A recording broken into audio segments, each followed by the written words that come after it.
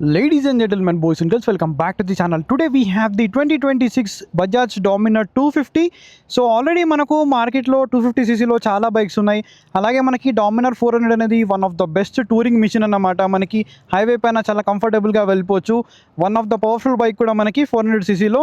So ఒకటి ఏంటంటే ఈ బైక్స్ అనేది కొద్దిగా బల్కీగా ఉంటాయి. లైక్ ఎవరికైతే జిమ్ వెళ్ళే వాళ్ళు ఉంటారు కదా, కొద్దిగా మజిల్ మ్యాన్స్ ఉంటారు కదా, వాళ్ళకి ఇలాంటి మజిల్ బైక్స్ అనేవి చాలా బాగుంటాయి. లైక్ హైట్తోనైతే మ్యాటర్ కాదు, ఎవరైనా నడపచ్చు. బట్ ఏంటంటే కొద్దిగా వెయిట్ అనేది ఎక్కువ ఉంటుంది. సో డామినర్ 400 ఎవరు తీసుకోవాలి, డామినర్ 250 ఎవరు తీసుకోవాలి, అలాగే మనకి బజాజ్ నుంచి N250 అనేది ఉంది, ఆ బండి ఎవరు తీసుకోవాలి, సో ఎవ్రీథింగ్ అయితే చెప్తాను. సో లేట్ చేయకుండా ఈ బైక్ని రైడ్ చేద్దాం. అండ్ ఈ బైక్ని నాకు రివ్యూ చేయడానికి ప్రొవైడ్ చేసిన VVC బజాజ్ స్టార్ట్ బండ్ వాళ్ళకైతే thank you so much. So late చేయకుండా బైక్ని అయితే రైడ్ చేసి నా ఎక్స్పీరియన్స్ మొత్తం షేర్ చేస్తాను. లైక్ బ్రేక్స్, సస్పెన్షన్, ఎవ్రీథింగ్ అయితే చెప్తాను. సో ఫస్ట్లీ బైక్ పైన కూర్చోగానే సో నా హైట్ అనేది 5.5 ఉంటుంది. సో నాకు ఎటువంటి ఇష్యూ అనేది లేదు ఈ బైక్ రైడ్ చేయడంలో.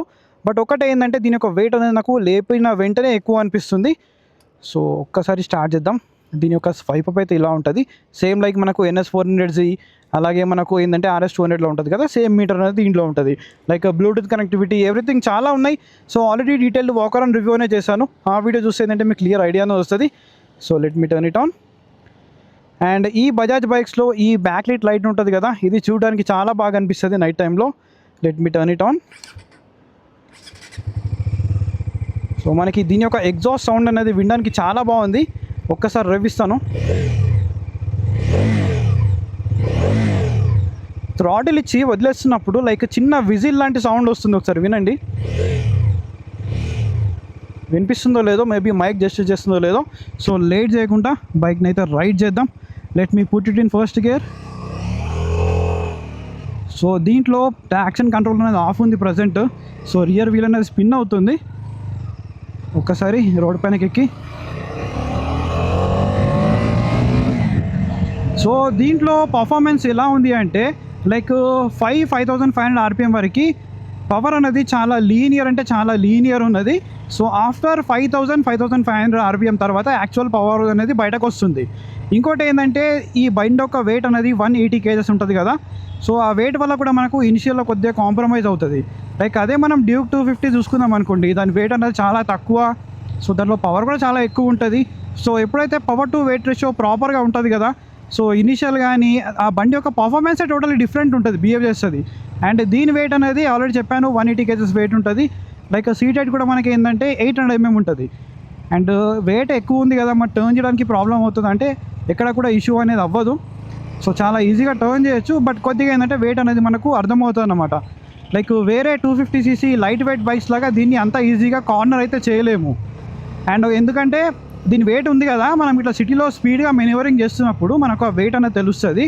అండ్ ఇంకొకటి ఏంటంటే లైక్ మనము థర్డ్ గేర్లో ఉండి లోవర్ RPMs మెయింటైన్ చేస్తే కనుక బండి అనేది ఈజీగా స్టాల్ అయిపోయి బండి ఆఫ్ అయిపోతుంది అన్నమాట. లైక్ ఎప్పుడు కూడా ఈ బండిని మనం అబోవ్ 5000-6000 RPM ఉంచితేనే మనకు యాక్చువల్ పర్ఫార్మెన్స్ అనేది బయటకు వస్తుంది. లైక్ మిడ్ రేంజ్ అనేది చాలా స్ట్రాంగ్ ఉంది దీన్ని, లో ఎండ్ అనేది చాలా అంటే చాలా లీనియర్ ఉంది. సో టాప్ ఎండ్ కూడా బాగానే ఉంది. ఒకసారి మళ్ళీ డ్రాగ్ ఇస్తాను ఒక ఎంటీ రోడ్ దొరికిన తర్వాత. దానికన్నా ముందు ఒకసారి బ్రేకింగ్ అనేది టెస్ట్ చేద్దాం.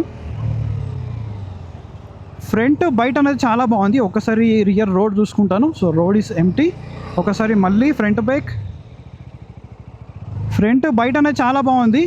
కొద్దిగా మనకి ఏంటంటే డ్యూక్ లాంటి బ్రేకింగ్ బయట లేదు, బట్ దీని వెయిట్ కూడా చాలా ఎక్కువ కదా, అంత తొందరగా మనకి కంట్రోల్ కూడా అవ్వదు. సో మళ్ళీ ఒకసారి, సో బ్రేకింగ్ అనేది బాగుంది. మళ్ళీ ఒకసారి మనం కంబైన్డ్గా ఫ్రంట్ అండ్ రియర్ రెండు కూడా యూజ్ చేసి చూద్దాం. సైడ్లో కంబైన్డ్గా యూజ్ చేస్తే కనుక చాలా తొందరగా ఆగుతుంది బండి అనేది. ఒకసారి రియర్ బ్రేక్ అనేది యూజ్ చేద్దాం. Rear break is okay.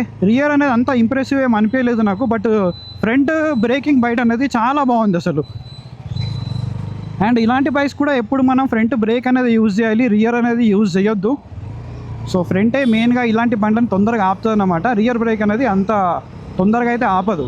So front and rear కంబైన్డ్గా యూజ్ చేస్తే లైక్ 70% ఫ్రంట్, అలాగే మనకి 30% రియర్ యూజ్ చేసుకుంటే కనుక బ్రేకింగ్ బయట రెస్పాన్స్ అనేది చాలా బాగుంటుంది.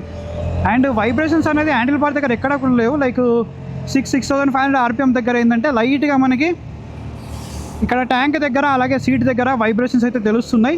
బట్ అది పెద్ద ప్రాబ్లం అయితే ఏం అనిపించట్లేదు నాకు. హ్యాండిల్ బార్ దగ్గర అయితే వైబ్రేషన్స్ ఏం తెలియట్లేదు నాకు. అండ్ క్లచ్ ఫీడ్బ్యాక్ అనేది చాలా రైట్ ఉంది, ఎందుకంటే దీంట్లో అసిస్టెంట్ స్లిప్పర్ క్లచ్ ఉంది కాబట్టి. అండ్ మీరు స్పీడ్గా వెళ్ళి ఎక్స్ట్రీమ్గా గేర్స్ అనేది డౌన్ చేసినా కూడా రియర్ వీల్ అనేది లాక్ అవ్వదు. ఇది ఒక అడ్వాంటేజ్ అయితే ఉంది. అండ్ ఒక్కటి ఏంటంటే ఇప్పుడు మనం ఇలాంటి ట్రాఫిక్లో బండిని ఆపాలనుకోండి, సో కొద్దిగా మనకు వెయిట్ అనేది తెలుస్తూ ఉంటుంది. లేకపోతే హైవే పైన అయితే చాలా కంఫర్టబుల్గా వెళ్ళిపోవచ్చు. సో ఈ బైక్ కూడా ఏంటంటే లైక్ ఎవరైతే అంత డబ్బులు పెట్టి లైక్ 400cc లైక్ 3,30,000 రూపీస్ ఉంది కదా, అంత బడ్జెట్ అనేది పెట్టి 400cc అఫోర్డ్ చేయలేని వాళ్ళ కోసం సేమ్ లుక్స్తో పాటు తక్కువ కెపాసిటీతో పాటు ఈ బైక్ అనేది లాంచ్ చేశారు. లైక్ దీంట్లో మైలేజ్ కూడా ఎక్కువ వస్తుంది, లైక్ ఇంజన్ కెపాసిటీ తక్కువ ఉంది కాబట్టి లైక్ కొన్ని ఫీచర్స్ అనేవి కూడా మనకి తగ్గుతాయి అన్నమాట 400తో కంపేర్ చేసుకుంటే. సో ఇదేంటంటే లైక్ మీరు సిటీలో కూడా యూజ్ చేసుకోవచ్చు, లైక్ వీకెండ్ రైడ్స్, హైవే టూరింగ్స్ అన్నీ కూడా ఈ బండి పైన చేయొచ్చు. 400 ఏంటంటే అది ఇంకా హెవీ వెయిట్ ఉంటుంది. సో అదేంటంటే లాంగ్ టూర్స్లోనే చాలా బాగుంటుంది, సిటీలో అంత ఈజీగా మనం ఫ్లిక్ చేస్తూ నడపలేము. సో ఇలాంటి బండ్లు నడపాలంటే కొంచెం మనం లెగ్స్ ఇంకా హ్యాండ్స్ కూడా స్ట్రాంగ్గా ఉండాలన్నమాట. సో ఇది ఒక మసిల్ బైక్ కదా, సో మన మసిల్స్ కూడా చాలా స్ట్రాంగ్ అయితే ఉండాలి ఇలాంటి బైక్స్ రైడ్ చేయడానికి. లైక్ సీట్ హైట్ అనేది పెద్ద ప్రాబ్లం ఏం లేదు, షార్ట్ రైడర్స్ కూడా చాలా ఈజీగా రైడ్ చేసుకోవచ్చు. కానీ ఒక్కటే ఏంటంటే వెయిట్ అనేది తెలుస్తూ ఉంటుంది. లైక్ నాలాగా సన్న ఉన్న వాళ్ళకి ఏంటంటే బండి అనేది వెయిట్ అనిపిస్తుంది, నడుపుతున్నప్పుడు వెయిట్ అనేది తెలియదు. బట్ ఒక్కసారి మనం ఇక్కడ ఆగామనుకోండి, ఆ టైంలో మనకి వెయిట్ అనేది తెలుస్తూ ఉంటుంది. నేనైతే పర్సనల్గా మీ దగ్గర బడ్జెట్ ఉంది అని అంటే మాత్రం డైరెక్ట్ డామినర్ 400 తీసుకోమని చెప్తాను నేను. అండ్ కార్నర్ చేస్తున్నప్పుడు కూడా సో కాన్ఫిడెన్స్ అనేది ఎక్కడ లూజ్ అవ్వట్లేదు. సో కార్నరింగ్లో కూడా మంచి కాన్ఫిడెన్సే వస్తుంది. బట్ మనం డ్యూక్ని లీన్ చేసిన లాగా దీనైతే లీన్ చేయలేమన్నమాట. అండ్ స్లిప్పర్ క్లచ్ ఉంది కాబట్టి ఇది అడ్వాంటేజ్. నేను ఎక్స్ట్రీమ్గా గేర్స్ అనేది డౌన్ చేస్తాను, ఎక్కడ కూడా మనకి రియర్ వీల్ అనేది లాక్ అవ్వట్లేదు. అండ్ ఇంకొకటి ఏంటి అంటే దీంట్లో ట్రాక్షన్ కంట్రోల్ ఉందని చెప్పాను కదా. సో ట్రాక్షన్ కంట్రోల్ వల్ల అడ్వాంటేజ్ ఏంటంటే మనము మట్టిలో కానీ బురదలో కానీ నడుపుతున్నప్పుడు, వాటర్లో కానీ సో సడన్గా థ్రాటిల్ ఇచ్చినప్పుడు దీంట్లో పవర్ ఎక్కువ ఉంటుంది కదా, ఎక్సెస్గా మనకి వీల్ అనేది స్పిన్ అయిపోయి స్కిడ్ అయి పడిపోయే ఛాన్స్ అనేది చాలా ఎక్కువ ఉంటుంది. సో ఎక్సెస్ వీల్ స్పిన్ అవ్వకుండా మనకి ట్రాక్షన్ కంట్రోల్ అనేది సేవ్ చేస్తుంది అన్నమాట, ఇది ఒక సేఫ్టీ ఫీచర్. అండ్ దీంట్లో 3 మోడ్స్ అయితే ఉన్నాయి మనకు, అవి కూడా ABS మోడ్స్. చాలామంది రైడింగ్ మోడ్స్ అనుకుంటున్నారు. So road, rain, of road అని చెప్పేసి 3 మోడ్స్ అయితే ఉన్నాయి. అండ్ ఈచ్ అండ్ ఎవ్రీ మోడ్లో మనకి ఏంటంటే బండి థ్రాటిల్ రెస్పాన్స్ అనేది అస్సలు చేంజ్ అవ్వదు. సో చేంజ్ అనేది ఎక్కడ ఉంటుంది అని అంటే మనకి బ్రేకింగ్స్ ఒక ఇంటర్వెన్షన్ ఏదైతే ఉంటుంది కదా, దాంట్లో చేంజ్ అనేది ఉంటుంది. సో లైక్ మనం రోడ్ మీద బ్రేక్ అనేది యూజ్ చేస్తున్నప్పుడు ABS ఒకలాగా పనిచేస్తుంది, అలాగే మనము ఏంటంటే రెయిన్లో వర్క్ చేస్తున్నప్పుడు ఒకలాగా వర్క్ చేస్తుంది, అలాగే ఆఫ్ రోడ్లో ఏంటంటే ఇంకోలాగా వర్క్ చేస్తుంది. అలా మనకు ABS అనేది ఇంటర్వెన్షన్ చేంజ్ అవుతుంది, అంతేగాని మనకు పవర్లో ఎటువంటి చేంజ్ అనేది ఉండదు. సో ఇప్పుడు బైక్ని టర్న్ చేద్దాం. సో టర్నింగ్ రేడియస్ ఎలా ఉందంటే, టర్నింగ్ రేడియస్ అనేది కొద్దిగా దూరం నుంచి టర్న్ చేయాలి, అంత తొందరగా మనం టర్న్ చేయలేము. సో వేరే బైక్స్ లాగా ఒకటి మీరు చూసుకొని రైడ్ చేయాలి.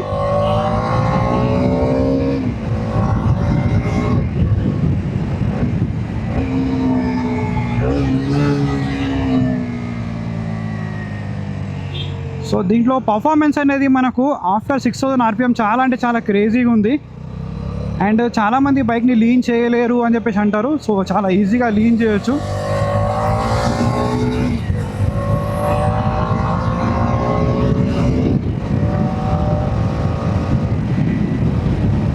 సో పర్ఫార్మెన్స్ అనేది మిడ్ రేంజ్ నుంచి చాలా బాగుంది.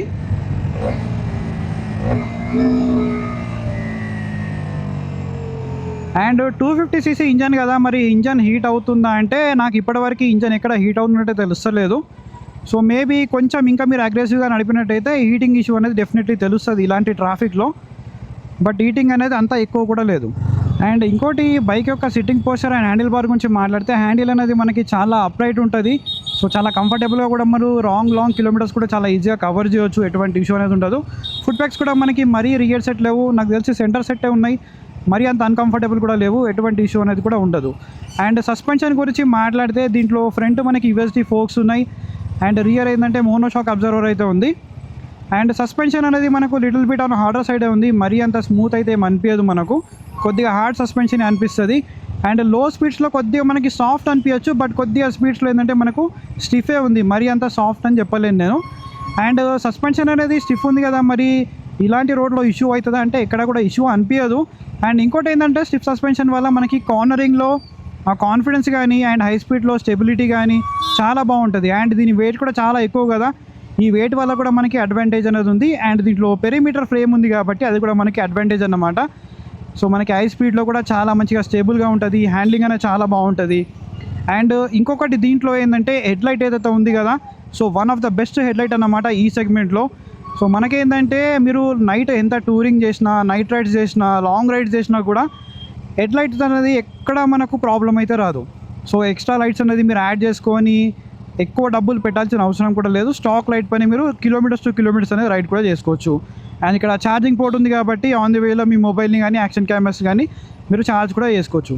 అండ్ కావాలంటే మీరు బ్లూటూత్ కనెక్టివిటీ కూడా యూజ్ చేసుకోవచ్చు. దీంట్లో Bluetooth connectivity, turn by turn navigation ఇవన్నీ కూడా ఉన్నాయి. అది అంత యూస్ఫుల్ అయితే కాదు, బట్ మీరు యూజ్ చేసుకోవాలి అనుకుంటే మాత్రం చేసుకోవచ్చు. ఆ ఆప్షన్ అయితే మనకు ఉంది.